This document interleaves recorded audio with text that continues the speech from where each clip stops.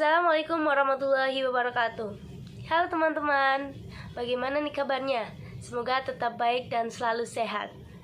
Nah, kali ini kita akan berdiskusi tentang salah satu topik yang sedang viral di media sosial maupun di real life dan menjadi perdebatan publik nih, baik di kalangan remaja, di kalangan dewasa maupun di kalangan orang tua.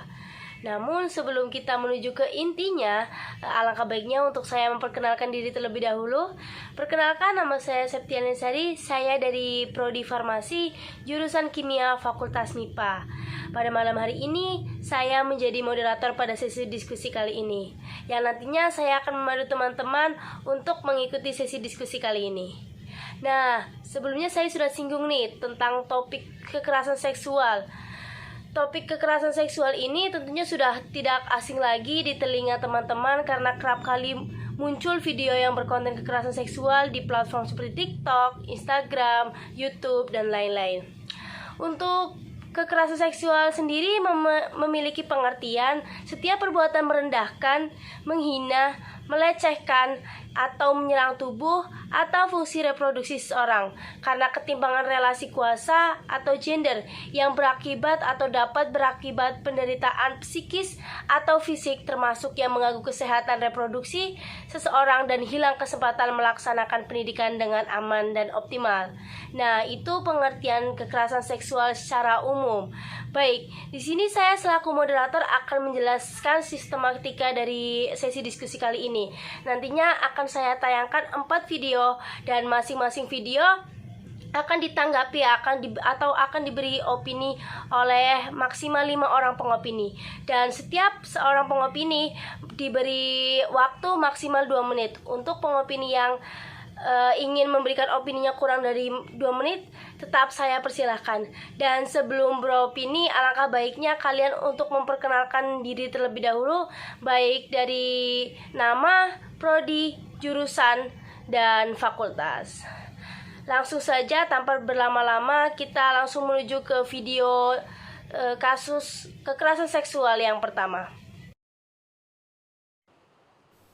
Sejumlah barang bukti diantaranya kain putih yang digunakan untuk mengubur janin bayi, gunting, serta obat-obatan yang digunakan untuk menggugurkan janin disita polisi. Tersangka mengaku niat menyetubuhi putri kandungnya itu bermula ketika dirinya berniat untuk menikah kembali pasca ditinggal mati istrinya. Oke, itu dia video kasus kekerasan seksual yang pertama, di mana pelaku dari kasus ini merupakan ayah dan korbannya merupakan anak kandungnya sendiri. Sangat miris sekali disaksikan dan didengar karena notabene ayah yang menjadi pelindung dari anak-anaknya malah menjadi pelaku dari kasus kekerasan yang dialami oleh anaknya. Oke, langsung saja saya beri kesempatan kepada maksimal 5 pengopini yang ingin memberikan opininya pada kasus yang pertama ini. Perkenalkan, namaku Makfira Izani Maulani dari Prodi Teknik Sipil Fakultas Teknik Universitas Negeri Semarang. Aku akan beropini pada kasus 1, yaitu kasus pemerkosaan anak kandung perempuan yang dilakukan oleh ayah kandungnya sendiri. Nah, di sini di sisi perempuannya selaku korban kekerasan seksual, hal ini sangat menimbulkan rasa trauma, rasa takut berlebihan tentunya. Apalagi hal ini dilakukan oleh ayah kandungnya sendiri selaku orang terdekatnya. Nah, yang harusnya anak perempuannya itu dilindungi oleh orang tuanya itu sendiri. Sekian opini dari saya. Halo teman-teman semua, sebelumnya perkenalkan, nama saya Dumi Gananda dari Prodi Pendidikan Ekonomi Pendidikan Administrasi Perkantoran Fakultas Ekonomi. Di sini saya akan menyampaikan opini saya terhadap kasus tersebut. Menurut saya, kasus tersebut merupakan salah satu bukti konkret bahwasannya kekerasan seksual dapat terjadi di mana saja, kapan saja, dan dilakukan oleh siapa saja, bahkan orang terdekat kita sekalipun. Dalam kasus tersebut, nyatanya kekerasan seksual bisa dilakukan oleh ayah kandung sendiri terhadap anaknya, dan yang lebih mirisnya lagi, sang anak hingga hamil dan janinnya digugurkan. Menurut saya ini menjadi perhatian serius di mana seharusnya keluarga menjadi tempat paling aman bagi anak-anak mereka, tetapi justru menjadi tempat di mana mereka mengalami kekerasan seksual. Pemerintah harus turun tangan dan segera mengesahkan undang-undang yang serius untuk menjerat para pelaku kekerasan seksual. Dan juga bagi pemerintah harus memberikan pertolongan serta pendampingan kepada para korban kekerasan seksual ini, dikarenakan biasanya para korban kekerasan seksual ini mengalami trauma yang cukup berat. Dan apabila pemerintah berhasil dalam menangani kasus-kasus kekerasan seksual ini secara serius, mungkin para korban kekerasan seksual lainnya akan lebih berani untuk speak up dan melapor apabila mereka mengalami kekerasan seksual. Sekian opini dari saya, terima kasih.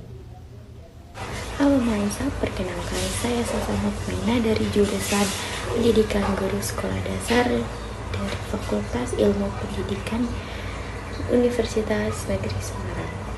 Saya akan beropini tentang kekerasan seksual yang berada di lingkungan sekitar maupun berada di lingkungan orang terdekat. Nah, terlepas dari kasus ini, ayah memperkosa anak perempuannya sering terjadi di Indonesia. Bahkan beberapa sampai hamil, beberapa sampai punya anak. Yang kalau sampai punya anak, maka si bayi akan memanggil si kakek sekaligus ayah. Miris sekali bukan? Mengapa kasus begini sering terjadi? Di Indonesia, kasus begini tidak dibahas secara ilmiah karena tabu, maka sangat jarang ada risetnya. Sekian opini dari saya ucapkan terima kasih. Aku Vivi Aleda dari Prodi Gizi. Menurut aku, tindakan pelaku itu sangat biadab karena ia berbuat kekerasan seksual atau pemerkosaan dan pemaksaan pengguguran kepada anaknya sendiri yang bahkan masih di bawah umur. Seharusnya anak yang masih berumur 16 tahun itu dijaga dan diberikan perhatian agar ia tidak terjerumus ke dalam pergaulan yang tidak baik. Cara menangani kasus seperti ini menurut aku, pertama, si korban harus diberikan perhatian khusus karena pastinya ia akan mengalami trauma. Orang-orang terdekatnya pun harus merangkul dan mendukung si korban supaya ia tidak merasa terintimidasi. Lalu si korban juga harus bisa berani untuk speak up dan melaporkan kejadian yang ia alami walaupun pelakunya adalah keluarganya sendiri. Lalu setiap pelaku kekerasan seksual harus diberikan hukuman yang setimpal agar tidak terjadi lagi kasus seperti ini. Terima kasih. Oke, baik. Saya ucapkan terima kasih kepada 5 pengopini yang telah memberikan opininya di kasus yang pertama ini. Langsung saja tanpa berlama-lama kita langsung menuju ke kasus yang kedua, di mana kasus yang kedua ini sama-sama merupakan kasus kekerasan seksual, namun ranahnya berbeda dari kasus yang sebelumnya. Langsung saja kita putar video kasus kekerasan seksual yang kedua ini. Pemirsa, kampus di Bali kini menjadi sorotan publik karena maraknya kasus kekerasan seksual. Sedikitnya kekerasan seksual menimpa 45 mahasiswa di 2 kampus. Ibarat fenomena gunung es, jumlah yang tercatat, yang belum tercatat, diduga jauh lebih banyak. Baik, itu dia video kasus kekerasan seksual yang kedua.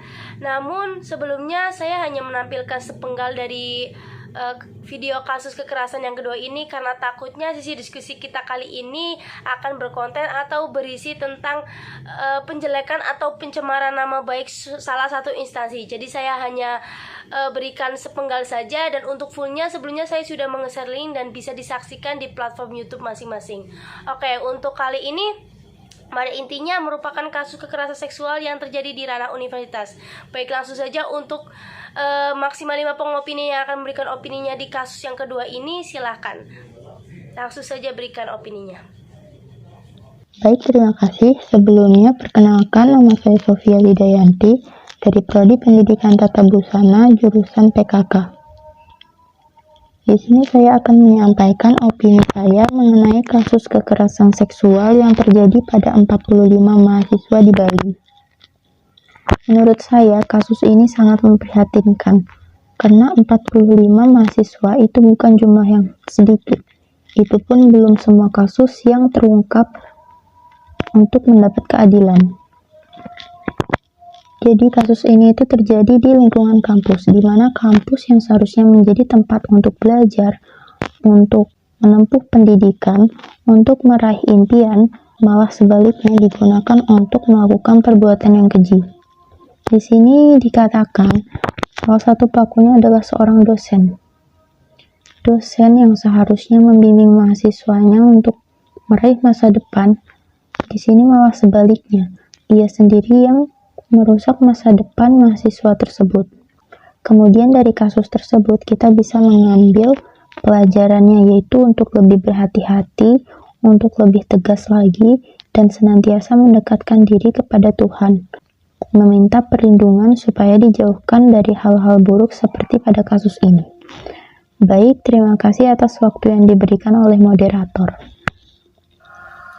Hai teman-teman, perkenalkan nama saya Fatul Hairiyah dari jurusan Sosiologi dan Antropologi Fakultas Ilmu Sosial. Di sini saya akan berpendapat mengenai kasus kekerasan seksual yang terjadi di lingkungan universitas.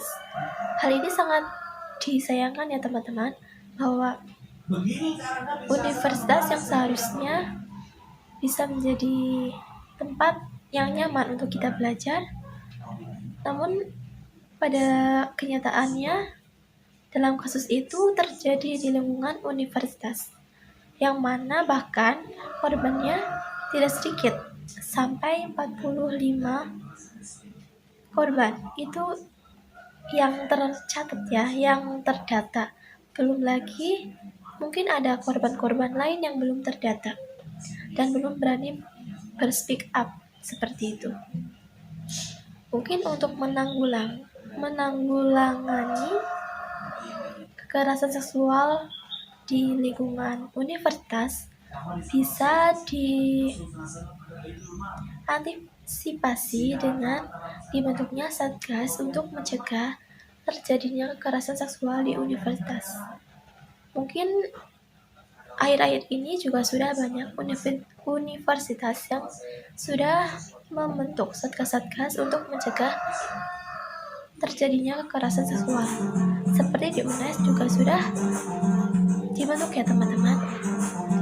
Nah, untuk diri kita sendiri, mungkin kita bisa mengantisipasinya agar kita lebih waspada seperti itu. Misal, apalagi kalau kita perempuan, mungkin kita bisa kalau keluar, apalagi malam-malam itu jangan sendiri. Jadi kita meminta teman seperti itu, meminta bantuan teman seperti itu. Sekian dari saya. Terima kasih.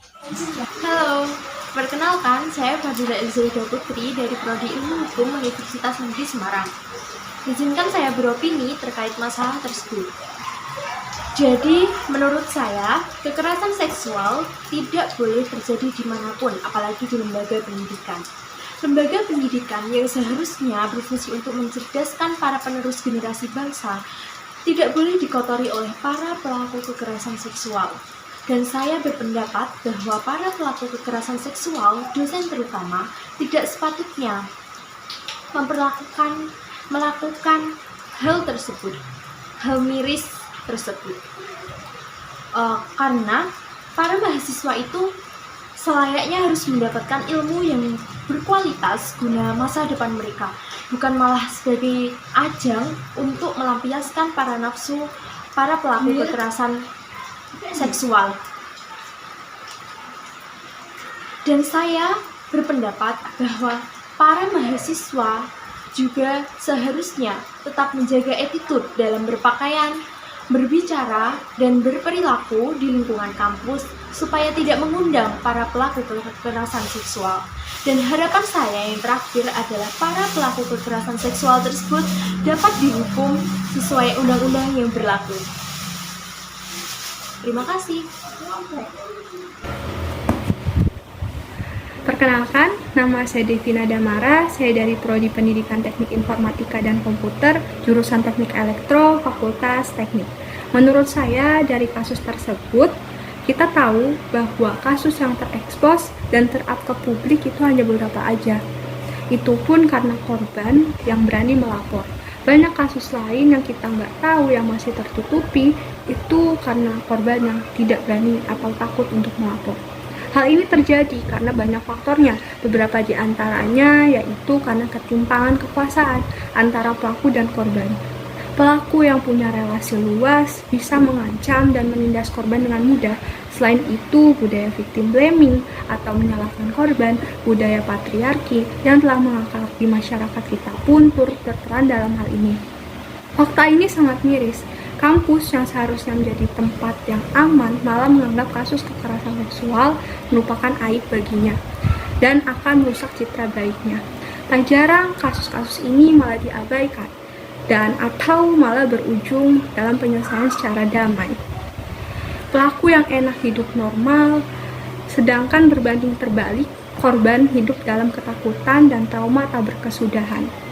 Ini PR besar untuk seluruh kampus di Indonesia. Kampus harus menciptakan tempat yang aman bagi seluruh mahasiswa tanpa memandang gender dari kekerasan seksual. Oke, terima kasih saya ucapkan kepada para pengopini kita yang memberikan opininya pada kasus yang kedua kali ini. Baik, tanpa berlama-lama langsung saja kita menuju ke video kasus kekerasan seksual yang ketiga yang tentunya memiliki ranah atau ruang lingkup yang berbeda dari kasus-kasus sebelumnya. Baik, silakan simak video kasus kekerasan seksual yang ketiga ini.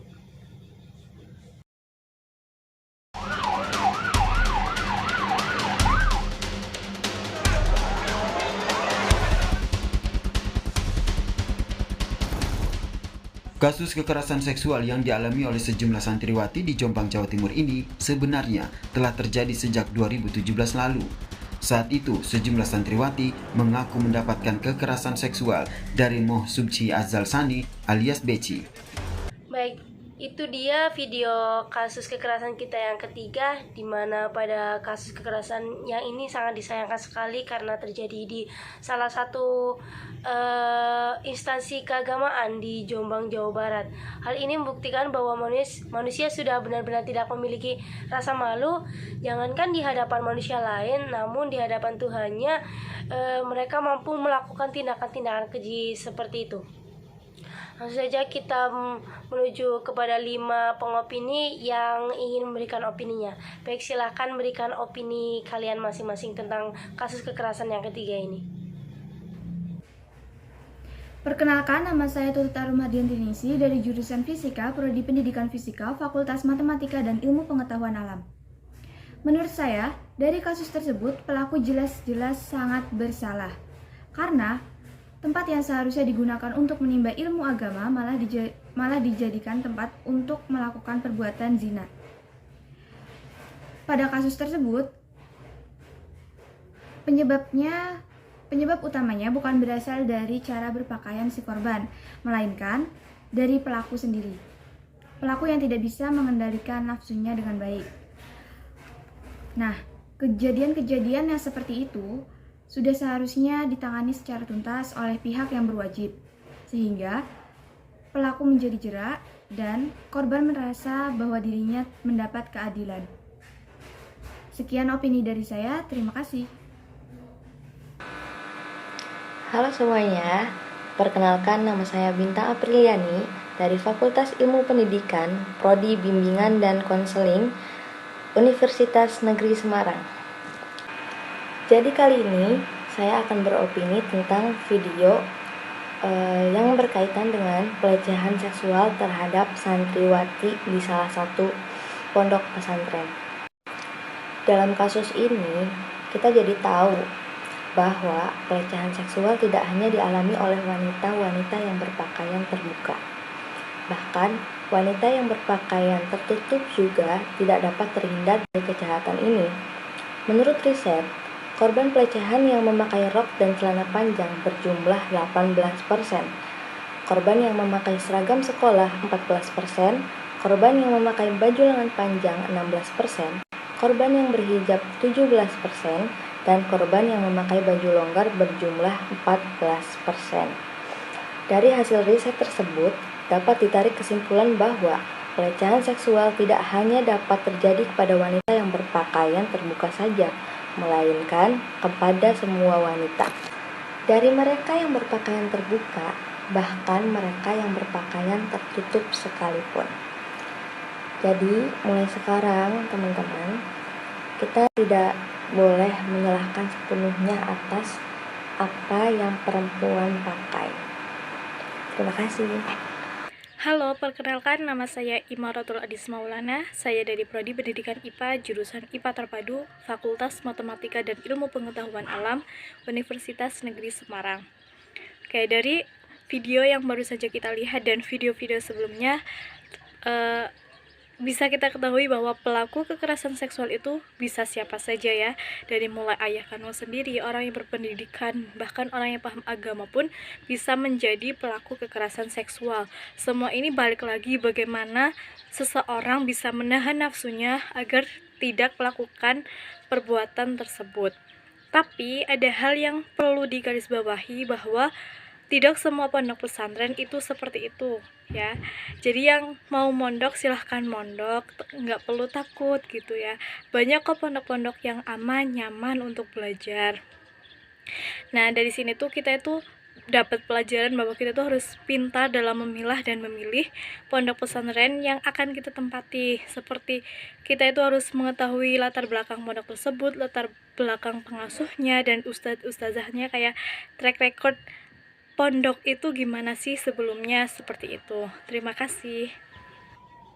Oke, terima kasih kepada para pengopini kita yang telah memberikan opininya tentang kasus kekerasan seksual yang ketiga ini. Next kita menuju ke kasus kekerasan seksual yang keempat, yang menjadi kasus kekerasan seksual penutup yang nantinya akan kita bahas, yang ranahnya atau ruang lingkupnya berbeda dari kasus-kasus sebelumnya. Langsung saja simak video kasus kekerasan seksual yang keempat ini.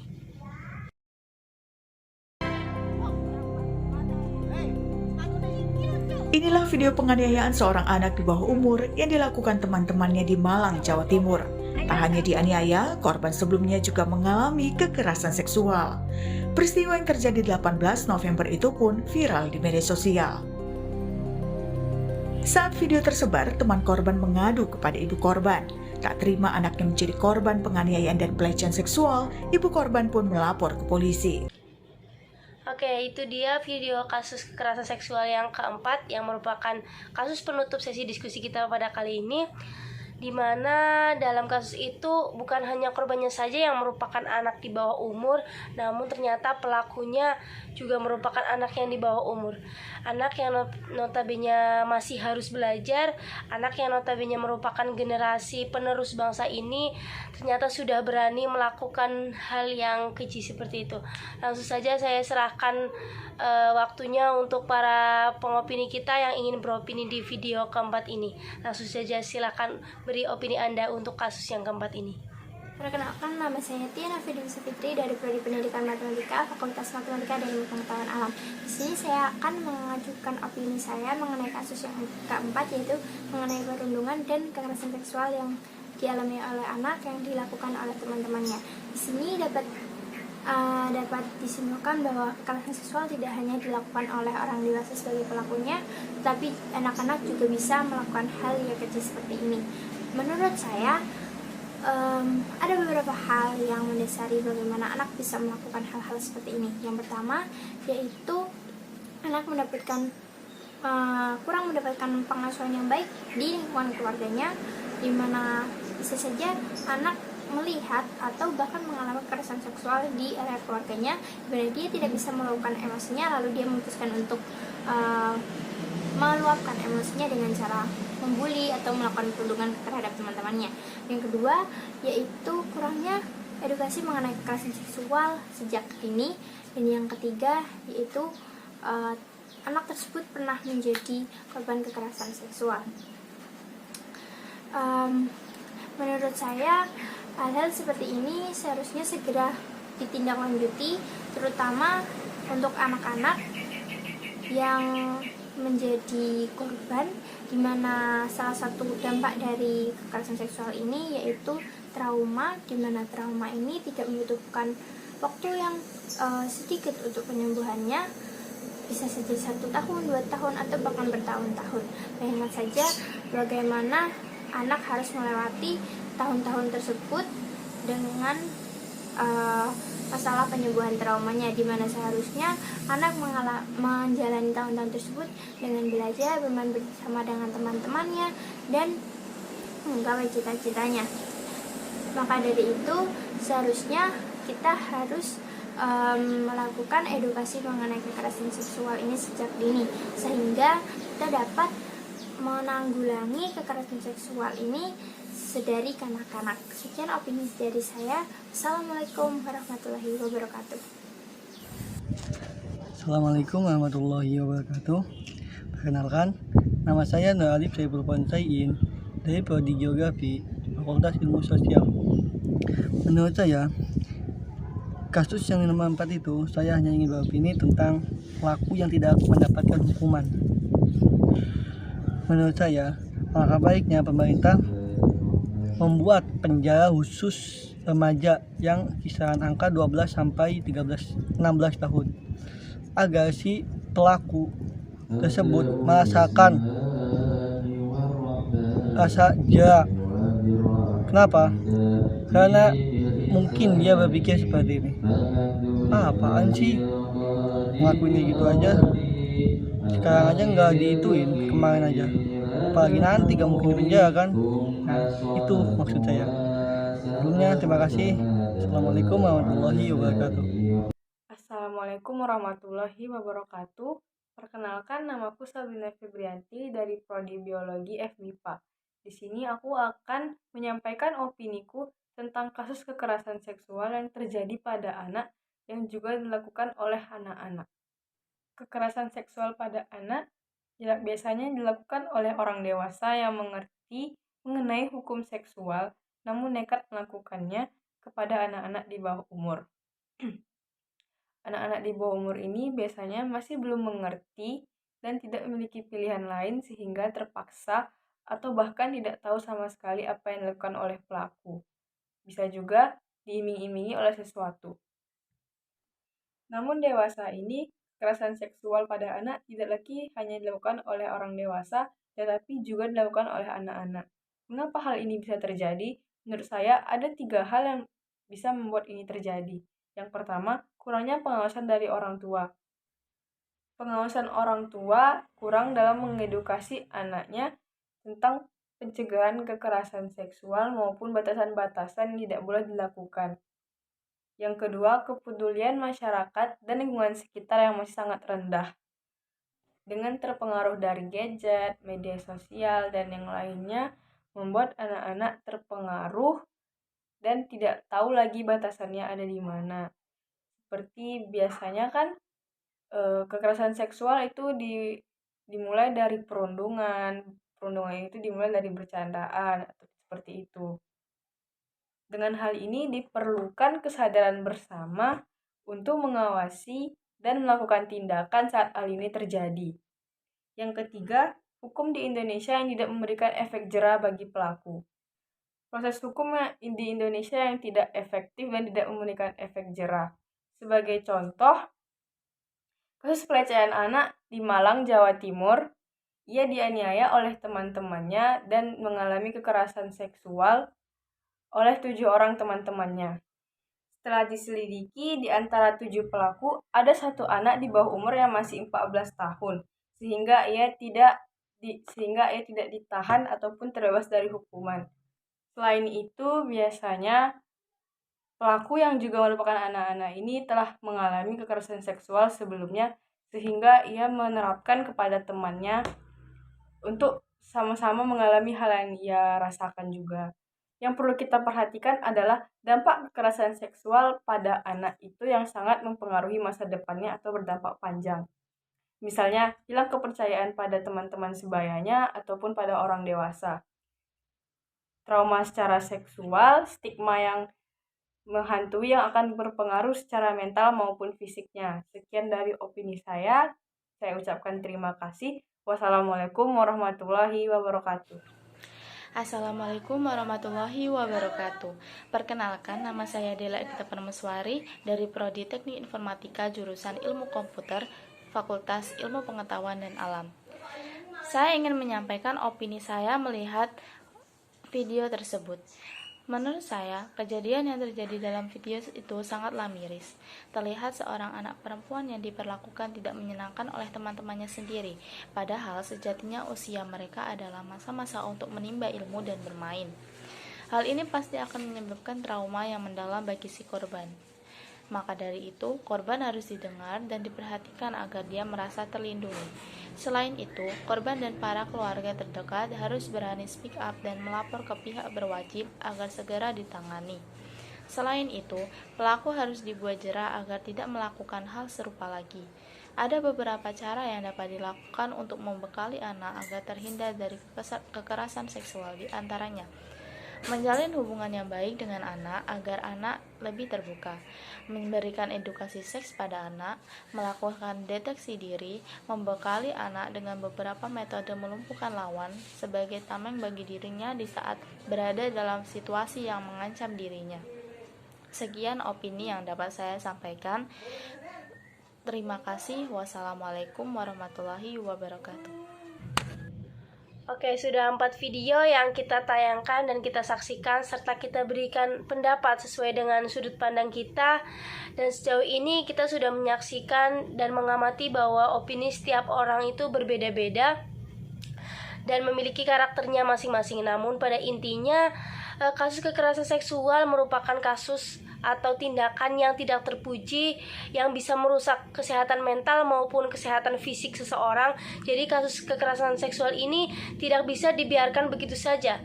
Jangan diam jika Anda menjadi korban kasus kekerasan seksual. Jangan diam jika Anda menjadi saksi dari tindakan kekerasan seksual ini. Harapannya kasus-kasus kekerasan seksual di Indonesia bisa diminimalisir dan bisa berkurang. Dan harapan yang perlu digarisbawahi bahwa konten-konten yang berisi tentang kasus kekerasan seksual tidak menyebar luas di media sosial, bisa diminimalisir dan bisa di take down videonya, karena pada era globalisasi sekarang ini pengguna media sosial bukan hanya dari kalangan orang dewasa saja yang sudah bisa membedakan hal yang baik dan hal yang buruk. Namun pengguna media sosial juga bisa berasal dari kalangan anak-anak, yang mana notabene anak-anak belum bisa membedakan mana hal yang baik dan mana hal yang buruk. Sehingga ketika dia menonton video yang berkonten kekerasan seksual, bukan suatu kemustahil anak tersebut itu meniru, karena anak tersebut tidak tahu bahwa hal tersebut merupakan hal yang tidak terpuji. Baik, selesai sudah sesi diskusi kali ini. Terima kasih kepada para pengopini yang sudah bersedia memberikan opininya, memberikan pendapatnya sesuai dengan sudut pandangnya masing-masing tentang kasus kekerasan seksual yang terjadi di Indonesia. Saya mewakili teman-teman dari kelompok Siantan. Mohon maaf jika ada kalimat atau kata-kata yang kurang berkenan di hati para audiens atau para penonton video. Terima kasih atas waktunya karena telah menyimak video dari awal sampai akhir. Kami dari kelompok Siantan pamit undur diri. Terima kasih. Wassalamualaikum warahmatullahi wabarakatuh.